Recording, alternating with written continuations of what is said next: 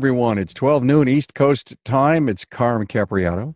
It's the Town Hall Academy, brought to you from the Remarkable Results Radio podcast. You know, we are a summit for the automotive aftermarket student, and we talk the business of the aftermarket. Glad to have you here in episode 110 of the Town Hall Academy. And we are going to talk charging what we are worth. Guys, I believe this could end up becoming one of those classic episodes, not necessarily because the industry doesn't know what we need to do, but maybe we can push someone in one direction, to the left or the right or the up or the down, and say, you know what, I know I've got to do this. I've heard these guys talk about it, and you know, it's time for me to make some important moves financially for my business. So let's jump in it. Charging what we're worth. Tom, there's so many areas that we can talk about. Let's get into something very obvious. Charging what we are worth. I mean, there's some basics, but let's dive into, are we charging enough for diagnostics? That's critical. Today, and I'll be honest with you, it's a much easier sell than it used to be. You know, vehicles are a lot more complicated than they used to be. So customers are generally a little bit more willing to pay you for diagnostics. There's still a lot of guys out there who feel like if they go to somebody and say, hey, you know, I need an hour and a half or whatever to check this check engine light and see what's going on, they feel they're going to get pushback, and they won't do it. And that's a huge mistake, because if you factor in the amount of money that you spend in information services, scan tools, obviously, you know, your labor burden, all that adds up. You have to get paid for what, you know, for the skills you have, the skills your people have, and the tools that you give them to accomplish the goal of fixing the car. We all know there are some bigger box stores out there that will plug into your car and, you know, give you a free diagnostics. That doesn't always work. And we have seen people come in who have gone down that road. And, you know, when you get in the car and you see a pile of parts sitting on the passenger seat that they're waiting to return to that particular box store, that's a customer that has realized that it's time to let a professional look at the car, give it a once over and give you an accurate diagnosis. It's one of the most important things I think we can do now, because cars are made better now. They do last longer. But when they have problems, they're usually a lot more complicated. They require a lot more skill to fix. Yeah. A lot more specialty tools are involved. So those things cost money, and, you know, that has to get passed along. Yeah. You know, Tom brings up such a great point. He says you can drive up to a big box store, plug in, and you can get a list of, oh my God, so it hurt over here? This is what's wrong, right? So, Mark, can you drive up to a big box store and get some lawyerly advice? Actually, I think they have that, and I think you get what you pay for. Exactly. Right. That's what free advice is worth, exactly what you paid for it, right? Yeah. I love it. And you know what was so great here, Tom and Carm and Dave, as I was listening to Tom share our feelings that we all know, and the facts that we know, is we were a bunch of bobbleheads. We were all sitting there going, yeah, you're right. And we have too many of those folks out there that will sit in front of them and they'll bobble their head and agree, but then when they turn around and go back to their shop, they fall back into what you're describing, Tom, and that is that, you know, they just can't get the confidence to charge, because they've decided that their net worth or their worth is something different than it really is. They don't give themselves enough credit, and they don't do that addition of, hey man, this is what it costs me. They don't look at it.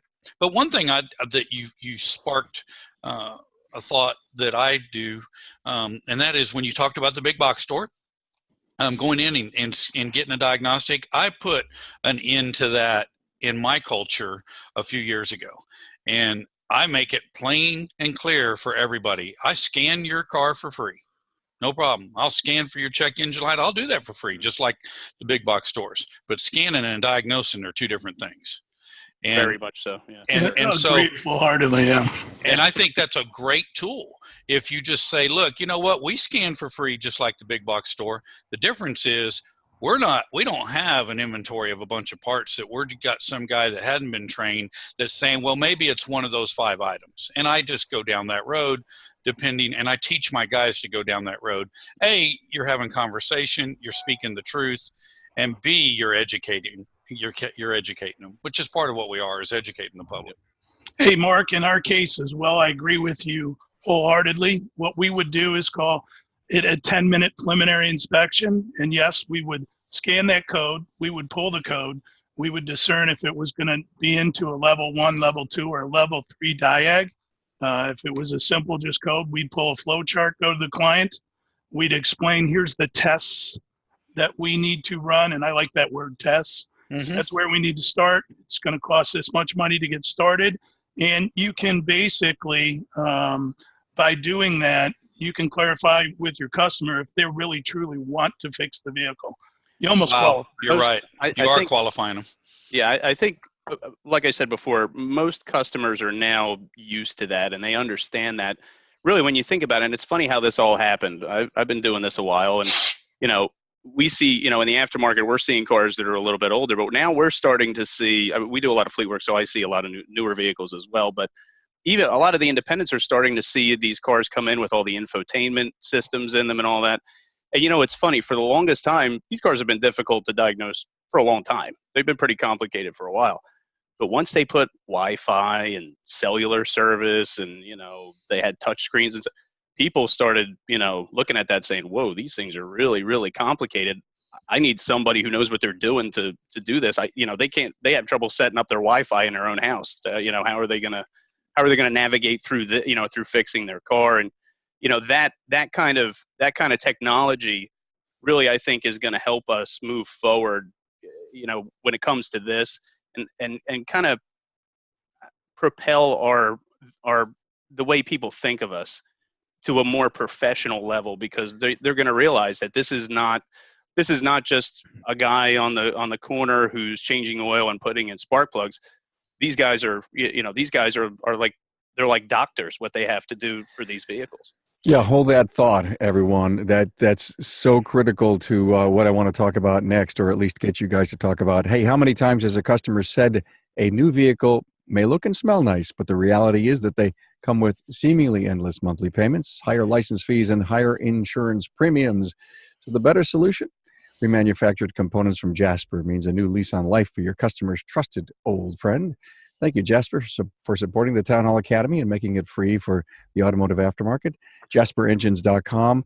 You said the word confidence, and then you guys had a fabulous discussion.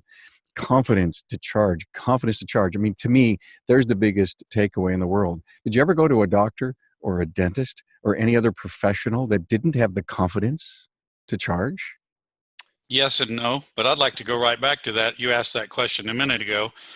Tom and Dave, a couple of months ago, I shared an invoice with Carm. And that invoice was for, and I don't have it in front of me, I think, Carm, it was 22 and a half hours from an attorney. Is that right? Right. I remember. Yeah, 22 and a half hours. And it was for an invention deal that I'm doing. And the total amount of that invoice was $18,800. 22 and a half hours. Now, do we want to compare ourselves to a doctor, a lawyer, whatever? I don't want to compare ourselves to anything. We're unique, but we are professionals. And so we are individually unique, but we are professionals. And I'm all about looking at charging the right amount, because we're not practicing. And I'm going to get on my high horse for a second, but we're not practicing. And I don't mean this to any of my doctor or lawyer friends, but they hang a sign over their door. And the lawyers have a sign that says practice in law. And the doctors have a sign that says practice in medicine. Well, there's not a sign over my door that says practice in fixing your car. And we don't bury our dead. Right. That's exactly right. We don't. We don't bury our mistakes. Yeah. And we guarantee our work, and we're not practicing. A little bit on the edge there, being a little bit coarse, but that's a reality. And depending on who our audience is, and Dave, with who you're working with now with your consulting business, what a great opportunity you have to be able to go to these guys and pick out what their personality is and how they're going to listen.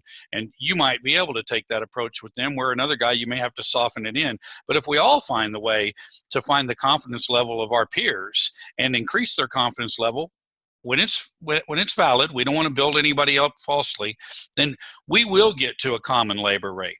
But right now, $65 to $265, that's too big of a spread. The key here, there is one important thing to think about when you're talking about that. You're 100% right, Mark. What has to happen in our industry, and this might be getting a little bit off topic, Garm, but I think it comes back to it. Go for it. We have to, being as we're professionals, you can't have two shops that are going to badmouth each other, or multiple shops are going to badmouth each other and try to undercut each other just to get jobs and things like. We have to be fair. Okay, if somebody's not being fair or somebody's wrong, that's one thing. But a lot of times, what I see out where I'm at, I don't know what it's like where you guys are at, is you'll have shops that'll always be just a little bit cheaper. They do it just to get people to come to them. You don't see doctors bad-mouthing other doctors. You don't see lawyers generally bad-mouthing other lawyers, not in public anyway. They may do it amongst their own peers, but we have to stop doing that as an industry. We need to work together. Like you said, Mark, you're going from $65 to $220 in labor rate. There's a problem there. Somewhere in the middle lies the answer. And there can be varying labor rates based on, difficulty of vehicles and things like that. But that's a pretty big spread. It is. I think, and to be fair, a lot of the vehicles that we're all seeing are the same vehicles. We're all, for the most part, 80% of the time, we're all seeing the same vehicles. And that's the unique part about being an independent is we see everything. That's right. We're not a dealer. We don't see just one brand of car. Or whatever dealership, whatever brands that dealer group may have. We see everything. So that makes us extra unique because we have to be able to fix all those vehicles. And like you said, hanging a sign over the door, we don't practice. We get the job done. That's our job. And and those of us that can understand that and apply that to educating our customers, providing a good product and a fair product will be successful. And I think that coupled with the way technology is going is going to help bring our industry kicking and screaming, while it may be, to the level that it really should be at. Tom, to your point too, professional courtesy is what I think the doctors, lawyers call it. I don't understand why we don't have it for our industry. My biggest point is competition is good, guys. We want that to happen because when the tide rises, we all want to raise the bar. And to me, it cheap is just wrong. Yeah. I want outstanding. I want value. I want my customer to come in and understand the value of doing business with my company. I want them to look at the perception of my business and understand why we're able to charge. When I was a dealer, I had clients that would come in and say, Dave, you're expensive. And I would, I kind of I know, but that gentleman there, he's ASE master, he's L1, he's so on and so forth.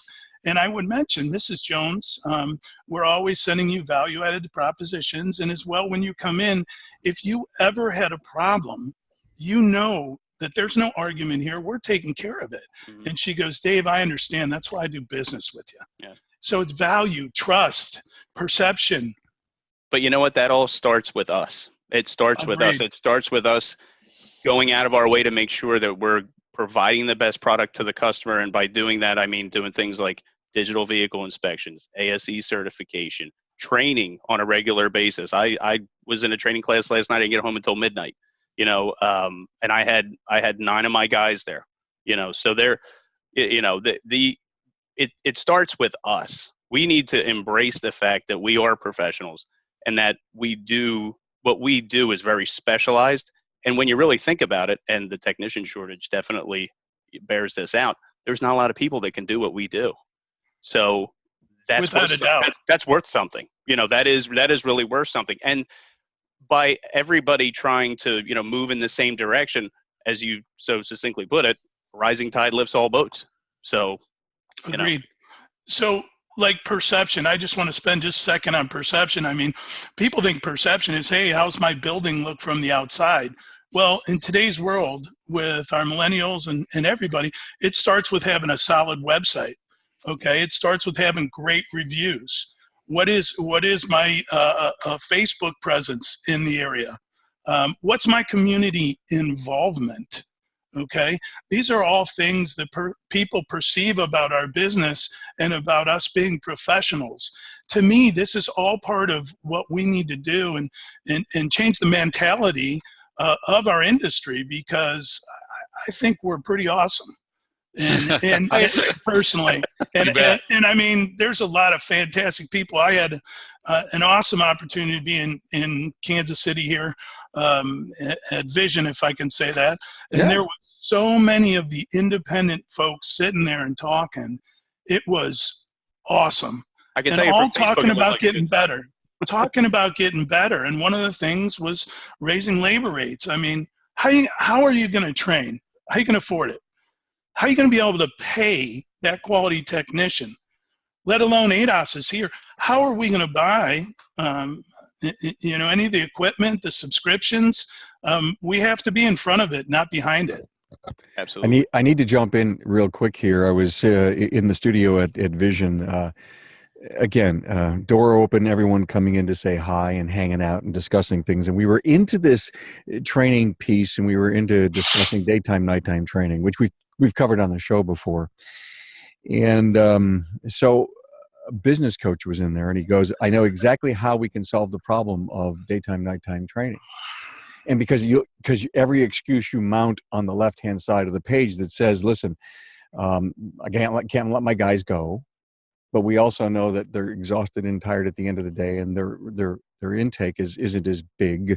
I'm sure, John, even though you were there last night, some stuff was left on the table because the guys were tired, right? Absolutely. Yeah. And so my answer was, well, let's just get the aftermarket people to never schedule another nighttime and only do daytime. And I says, and if that's the only choice, and a business coach said to me, I'm sorry to disrespect your answer, but it's wrong. And I said, teach me. And he said, everybody needs to raise their labor rate $25. Amen. And the solution not only was you can then cover all of whatever you would have thought you lost, because if that's an expense, and part of the problem is that the daytime training may hurt some of your productivity, make it up in the labor rate. And I said, makes a lot of sense to me. So let's talk about raising labor rates. What is everybody's labor rate? Mine's 128 on the baseline and 150 on the hard line. Mine is $99.95 for regular mechanical work. Larger trucks is more than that. Because we do a lot of fleet work, that's $115. And diagnostics is, we usually try to get about $130 to $150 for diagnostics. Interesting. Let me just throw up San Antonio, Philadelphia. Yeah. Philadelphia is a bigger town, higher cost of living. I don't know. I wouldn't know San Antonio, so I They're comparable. Are they? Let's throw in Cleveland, Ohio. Yeah. Okay, where are we there? 2014, 111.88, just basic repair. Level 1, 149, level 2, 189, and so on. So right there, I'm the low guy in the group. Yeah, and right there is part of our challenge. Yeah. Because it is going to be geographical, but at least the three of us, we recognize that you can't do it for one fee. There are different things, okay, and there are menu pricing options and this, that, and the other. But my 150. It's solid, and it's minimum 1 hour. And if it comes from another facility, it's a minimum 2 hours. And I like it. And that's exactly how I do it. Because in the end, those people that lock in with you, they get it. And then they figure out, especially it's so exciting when it's cheaper in the end. Example. I'll just give you a quick one. We all got war stories, but here's one. Local shop here in town does $6,700 worth of work to a 2009 5.9 Cummins to tell the people that they needed to do a $15,000 motor. Now that's a problem. Yeah. They did a turbo and they did a fuel injection system. Okay. There is no way. And the first question I asked is, how's the after treatment of the exhaust? Oh, well, it's good. Really? It is? How did you test it? Well, we dropped the exhaust And when we dropped the exhaust, then we did get some better performance, but that's why we put a turbo on it. Bad diagnostic, bad everything. Unfortunately, the guy's been around a long time, not throwing people under the bus. I got the vehicle over here, had a bad DPF. I burned the DPF, as well as bought a DPF for my research. But I burned the DPF. It had an EGR wastegate problem. Replaced the EGR wastegate problem, burned the DPF again, and then fixed the things that they had messed up. And so their bill was $5,000. But they spent, it was $6,000 or $7,000 is what it was, and we're told that they needed 15. That kills our industry. No matter what. I mean, those bad stories go so much further. That's part of our problem is those guys. Go ahead. Guys, let's go down to the fact that did the first garage Mark make a few mistakes in diagnostics? I mean, Tom, you Mark, and you guys, you're fleet specialists here. You're dealing with the big stuff. Why did the $6,700 thing happen to start with? Because they're inexperienced and they diagnosed it wrong and they were shotgunning it. You've got it right. You've got somebody throwing parts at it. That's all they were doing. You have somebody who and you know, again, this is where, you know, we have to be myself because we got to be. I don't want to talk bad about anybody, but from the scenario that you're describing, it sounds like possibly, you know, probably a lack of training, maybe even a lack of basic understanding of the theory and operation of the systems, and couple that with, you know, there may be a little of I don't know. Let's throw this down there and kind of see what happens. That happens, and you know that happens a lot more with if you think it's hard to find an automotive technician, try finding a diesel guy. A diesel technician is tough to find, so you can end up in a place where people are putting bodies in a shop, and you may not necessarily be getting the best result. Again, training is critical, and you know there has to be somebody. My personal opinion, if something like that was going on in my shop, I would be asking questions. Why are you saying this? Show me what you're diagnosing. Tell me why, you know, show me your process of how you're getting to this and why you're saying what you're saying, because we're going to have to be the one that's going to have to get the customer on the phone and explain this to them. And then to go through all that and then have to, you know, call them up and say, hey, you need a $15,000. That's insanity. And that's one of the things that we fight. And that's not even going to solve the problem. No, and the proof is that we fixed it and we didn't do a motor. So what I hear is a couple things there. And I don't want to talk poorly about anybody's business, but you said he's an older gentleman, so on and so forth. No, it's an older business. He's a younger gentleman. Older business, okay. Are they training? You know, no, it's that not important. And there it is. Are they charging the right amount of money to be able to afford to train? Okay. No, and yes. Are they training? No. And are they charging the right amount of money? No. Mm-hmm. And that's what really hurts when you say, no, well, how did they get a bill for $7,500? Well, it's because they were not doing it right. And and it doesn't cost $7,500 to put a turbo in a Huey system on a 2009 5.9. It doesn't. But hey, Mark, with that client, with what you were able to do, did you share the value of doing business with you? And what happens to price objection next time they come in? They found their guy. Right. And we know what the benefits are. They found their guy. The three of us are fine. What our job is to do is find out, which goes back to vision and goes back to CarFest, which Carm alluded to earlier, and David also alluded to in the community. And that is, and Tom's alluded to too, we just need to have unity is what we need. We need a unified voice, and we need to get our business guys to understand that. And all of us see the problems, just none of us have set a path and a course to move forward, which segueing is what created CarFest. I mean, long after I'm dead and gone, CarFest should still be going, and we should be getting improvements in the industry as a direct result and an indirect result from bringing the community together and not exploiting, but improving our industry through unity in the community. You know what? I just thought of something while you were talking about that.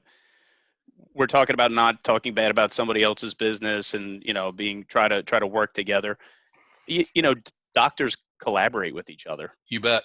So, wouldn't it be nice if this person or who you know, or their shop had an issue, maybe they weren't 100% sure, and they were able to reach out to somebody like yourself who knew and say, hey, you know, I got this going on. What do you think? I've had other people from other shops call me and say, hey, what do you think? And I've helped them. I have no problem doing that. And this goes back to competition is a good thing, but also being collaborative also it's invaluable, because if we're all able to collaborate with each other and run and bounce things off each other, if we're having a problem. I understand this particular case, this is a training issue, and there's some other issues going on there, but still take that problem and turn it into a teachable moment. You'll help make that shop a better shop Again, and for free, or for your time, but I'm sure Dave and Mark, I'm sure you'll agree with me on this. I'll help anybody with anything that I could possibly help them with, and I don't expect anything in return. I'm more than happy. If somebody reaches out to me and says, hey, what do you think? What do you this? What do you that? If I can help them, I'm all for it, because it brings our industry up as a whole. It'll Absolutely. help. In the end, we all benefit. So in our groups, we call it community. We're a community. And so we have a community Facebook page. And if there's challenges, it gets thrown up there, and there is almost immediate responses. Carm, you're such a huge influence in the industry. Love to be able to work with you, and I'm sure everybody sitting at this panel, Mark and Tom, to be able to get some kind of collaboration. I mean, we have the big parts stores, parts companies, they have in Napa BDGs. We have 20 groups. We need to set some kind of a forum, as Tom and Mark are talking about, where we can actually help each other. And it would make a difference in the industry, and I feel it. No pressure, Carm. Yeah, right. No, guys. Put it on your to-do list. That's it. Yeah. No, yeah. the fact of the matter, it is, guys, and I there's a lot I can't tell you, but there's something out there brewing, and it keeps grooming up to that high spot on the to-do list where I have to face it and say, it's time. Hey, you guys are talking great stuff, by the way. So love the banter. Appreciate that. And how ironic we're talking diesel engines. And now I want to give a shout out to Jasper about performance and reliability. And that's what Jasper's remanufactured diesels provide mile after mile. Jasper's running complete engines are dynamometer tested with horsepower and torque ratings recorded. There's a nationwide warranty included too. Talk about dependable service. Thanks, Jasper, for supporting the Town Hall Academy. JasperEngines.com. I couldn't help but, in the last discussion, the professional courtesy thing came back to this collaborative thing, and I love it, guys. And to me, there's a big takeaway. If you're stuck, and the guy down the street or the guy across town that you happen to know in some capacity can be there to help you. Can I speak to that, Carm? Yeah, please. So, and plugging CarFest, but understanding that it's coming from this conversation that we've had, that we're having now, and that we've had in the past, is that's what's so great about CarFest, especially in this fourth year. We have 25 shops that come together now on one weekend. Each shop is assigned a bay, and each shop is assigned a car. And then you have those 25 shops in a 60,000 square foot area working together. And with that, you have the mediums of the vendors and the edge, all the professional service providers there to build that community, as David spoke to, so that we can get them to have that open dialogue. Now, not all 25 of these guys are going to leave the event and grow from there. But in the first 3 years, we have now found that we are starting to forge some new relationships. And I believe that's how we get it started in a local geographical area, because to go start something in the automotive industry like the medical industry has, we're too strong-headed. I mean, we're not going to get the AMA. We're not going to be able to create the American Medical Association. But if we do these things with the right like-minded and like-hearted people, like a CarFest, that's where we'll go. I'll leave it at that. And more to come on that as I'm going to be there in 28 days and do a live town hall from there and actually walk away with some interviews. A phenomenal thing. Again, just go to Mark Cola on the website and listen to all about it. But I'll be exposing it a little bit more in the next month. Okay, our topic is charging what we are worth. If you get a chance, Tom, to look deep inside the P&L, doesn't that deep in your gut say you got to do something? Well, that you have to, and I know a lot of guys that have trouble with this because it can be kind of scary for some guys, but you've got to have an accurate P&L. You've got to know what's going on in your business. I mean, that is the EKG of your business. Without that, without knowing where you are, what your expenses are, what your overhead is, how how you're structured, it's going to be tough to really make important decisions like, what does my labor rate need to be? How am I going, where do my price margin, where do my profit margins need to be on parts? Where, all that kind of stuff, you can't make intelligent decisions about that unless you know where you're at, and you have to, it's critical. And burying your head in the sand is not going to solve the problem. You have to do it. And if you can't do it, if somebody's out there and they can't do it, that's one thing about the automotive industry. There are a ton of people out there who can help, shops figure out at least how to do a basic P&L so they can tell whether or not they're making money. I mean, it's critical. It really is critical. And you know what you find the thing about a P&L is there are numbers on a sheet. And, we all have heard the percentages and what we're supposed to see and what's good and what's bad.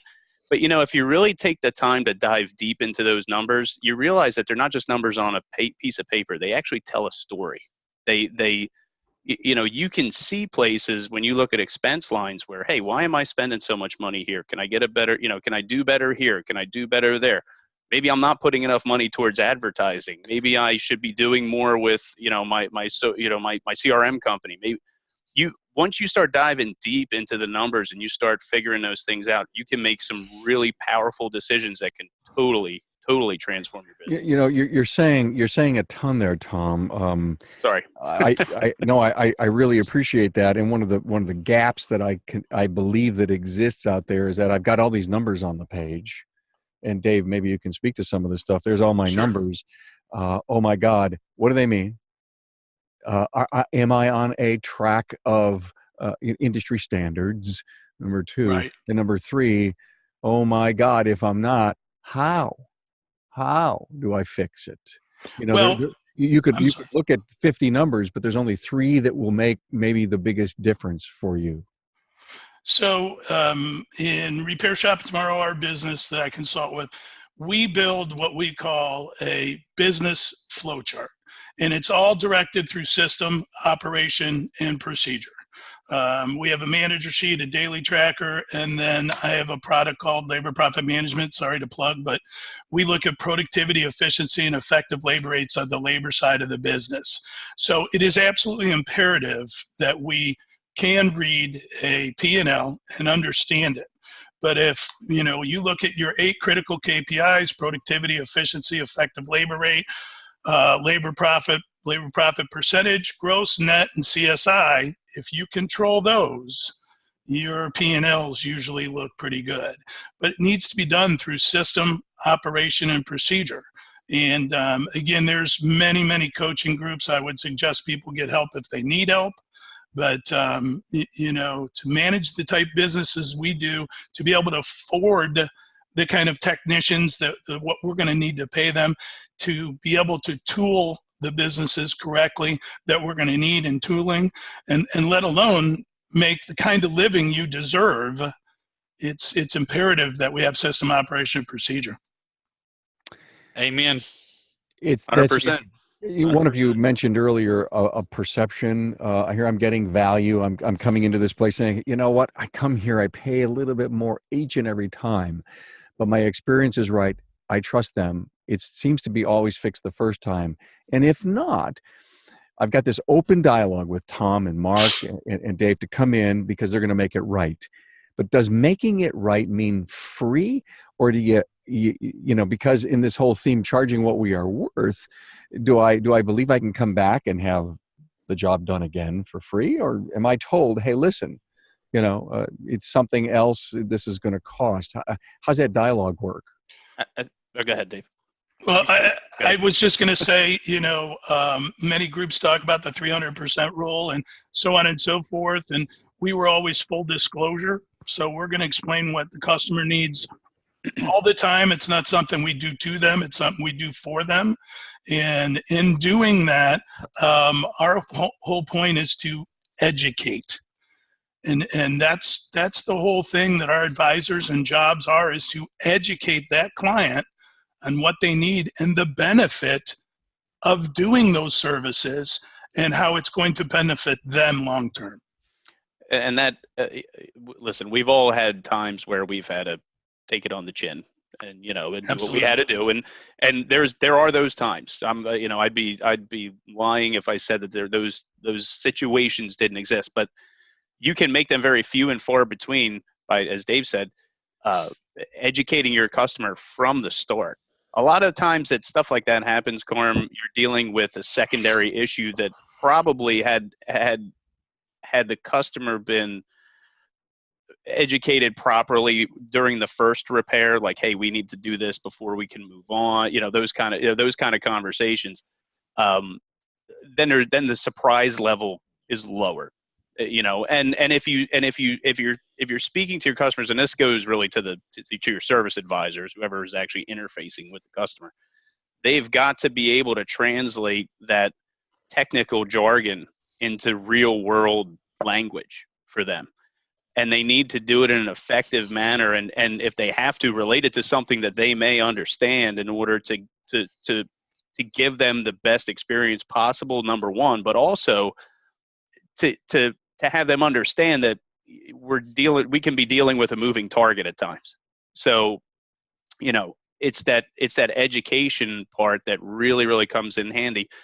And it's a necessity. That's training, and that's having the tools for your technicians and your service advisors to be able to educate the customer. I'm going to say it again, DVIs are huge there, because you can use those, and there's a lot of good ones out there. There's a lot of good companies now doing DVIs. You know, they all have good stuff. But the ability to give somebody a clean report with pictures and explanations, and then have the ability to educate them from there, either through that document, because a lot of them have clickable PDFs with animations and things like that.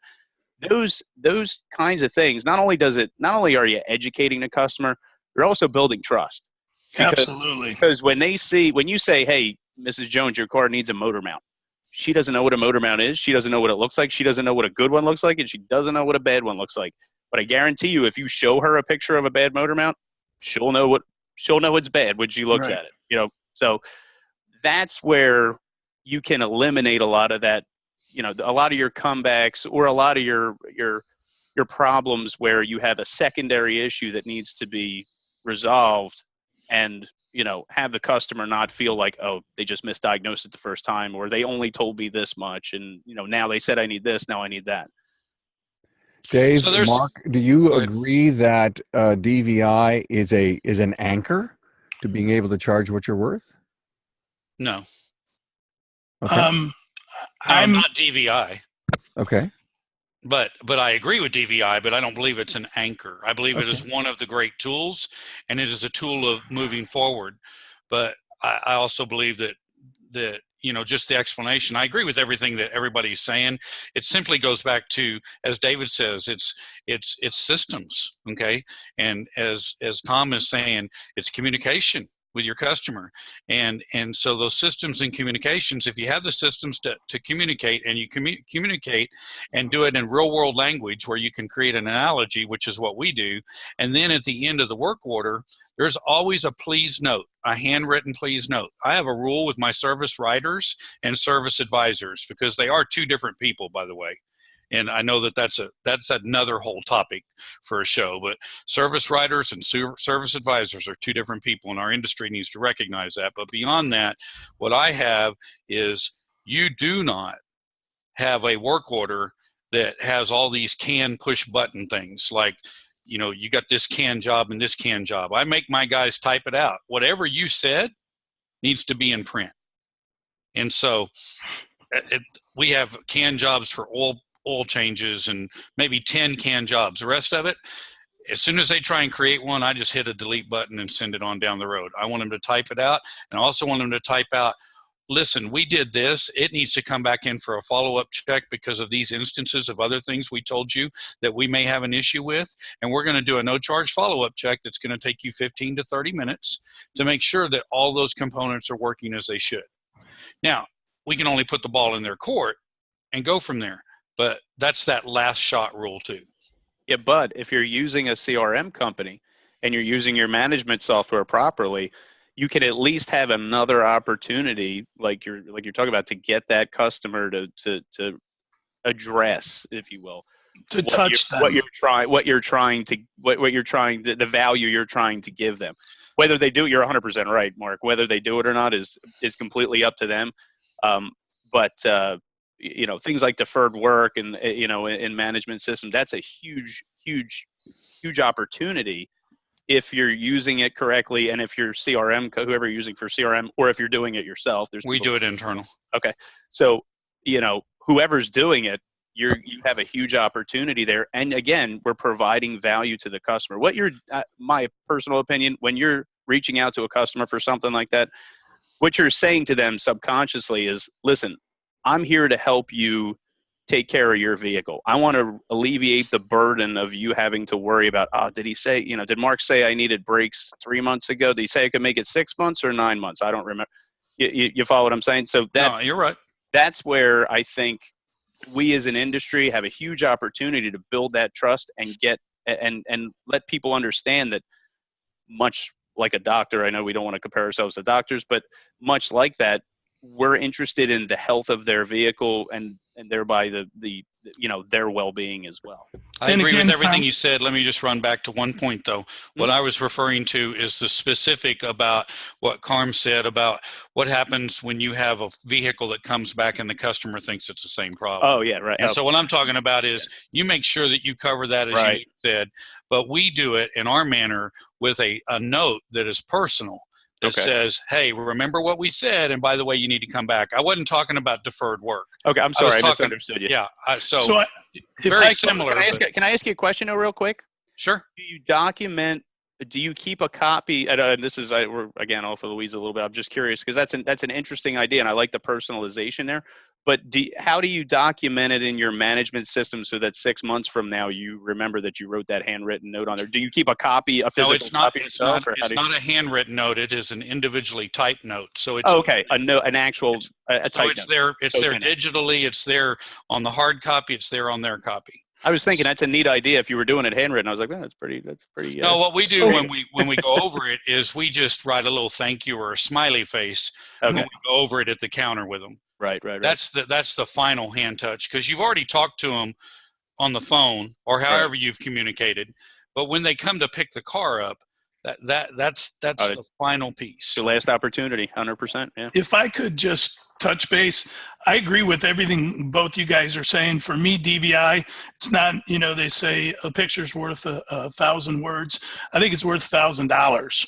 I like that.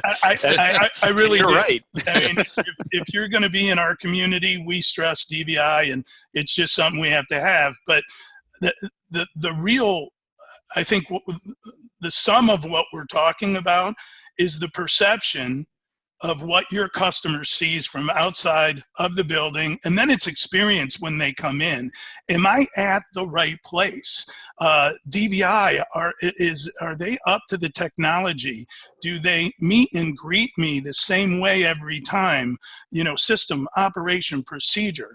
And I think all of this combined with your guys' great ideas is what allows us to build value for that client, for us to be able to charge the dollars that we deserve. Amen. 100%. I love it, 100%. guys. Thank you. Thank you so much. You know, as the average age of vehicles continues to rise, your customer's old engine or transmission is going to wear out.